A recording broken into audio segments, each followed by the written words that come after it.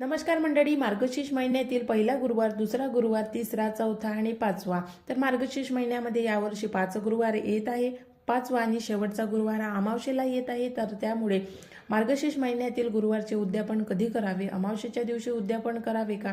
कारण अमावस्येच्या दिवशी जर उद्यापन केलं तर स्त्रिया, कारण अशी समजूत आहे की अमावस्येच्या दिवशी दानपुण्य करावं, पण काही लोक दानपुण्य घेत नाही. कारण अमावस्येचा दिवस असा असतो, असं म्हणतात की या दिवशी जो नजरबाधा म्हणा किंवा जादूटोणा म्हणा किंवा इतर कोणतीही तांत्रिक कार्य जे असते, तर या गोष्टींना लोक भितात. म्हणून मार्गशीर्ष महिन्यातील व्रताचे उद्यापन कधी करावे आणि कसे करावे याविषयीची संपूर्ण माहिती मी तुम्हाला लॉंग व्हिडिओमध्ये दिलेली आहे. जर अजूनपर्यंत तुम्ही तो व्हिडिओ बघितला नसेल तर नक्की जाऊन बघा.